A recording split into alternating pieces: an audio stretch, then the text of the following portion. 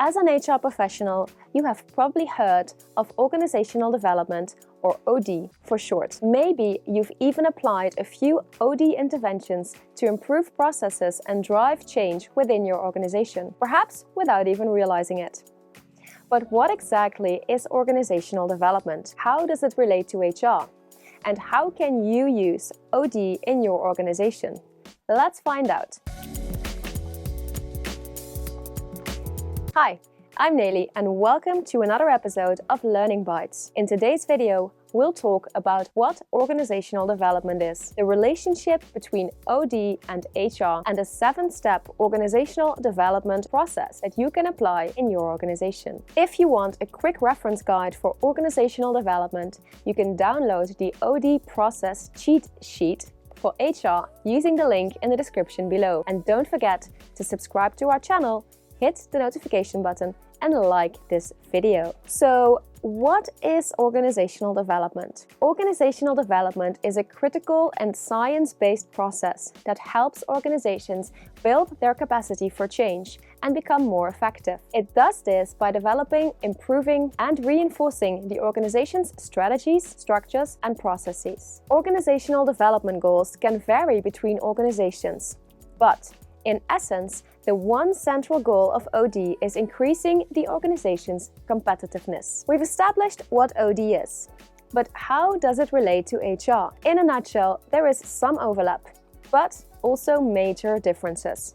Let's take a closer look. Based on business strategy, both OD and HR have their roots in the business strategy. That is the mission, values, and vision of the organization. Also, they both outline the actions needed to implement that strategy in their respective fields, varying approaches. While HRM focuses on people practices, OD takes a more holistic approach. And while OD always focuses on strategic themes, HR is often a lot more operational. Interventions. OD practitioners use many kinds of interventions to achieve their goals, and some of these interventions are directly related to the HRM function. Examples of human resource management interventions for OD include talent management, performance management, and diversity interventions.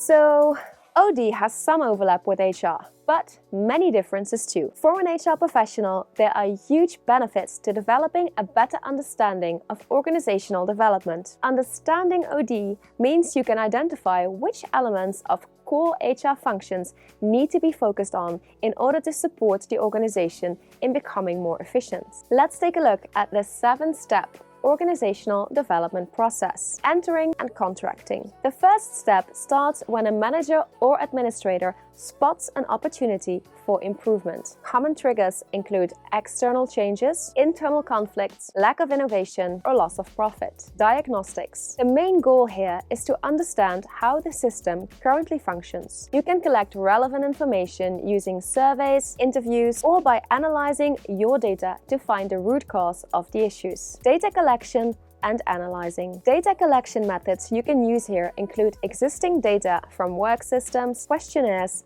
interviews, and observation. When collecting your data, make sure to ask yourself, can you ensure sufficient confidentiality and anonymity? Is your purpose clear? Are you being affected by observer bias? In other words, are you seeing what you want to see? Are your employees experiencing the Hawthorne effect? So, are they acting differently because they are being observed? Feedback. This is when the OD practitioner needs to give information back to the client, either via presenting the key findings or through a detailed report. This information should be relevant, understandable, descriptive, verifiable, significant, and should drive action. Designing interventions. After gathering data and aligning with stakeholders, it's time to design interventions. To ensure their success, you need to make sure they're based on the needs of the organization and potential outcomes. You'll also need to define success criteria for change, as that is the only way to measure your progress. Leading and managing change. According to Gartner, half of all change initiatives fail and only 34% are a clear success. If you want to make sure that your change project is part of that 34%, focus on motivating change, creating a vision, developing support, managing the transition, and sustaining momentum. Try incorporating positive messages into your communications, celebrating success, or giving people ownership over small wins. For more information on this topic, check out the link in the description for more information about HR and change management. Evaluating and institutionalizing change. Once you've implemented a new system, you'll see opportunities for improvement. Continuous improvement is the key to a better user and employee experience. It's also important to evaluate the change. Effective interventions measure their own success and are created in a way that enables comparison between the state of affairs before and after. Use data to determine whether your program is meeting your success criteria and what has changed before and after you implement your program. So, there you have it, the basics of organizational development for HR professionals. Want to learn more? Don't forget to check out the guide on the organizational development process using the link in the description. And as always, please give us a like for our video, subscribe to our channel and hit the notification bell.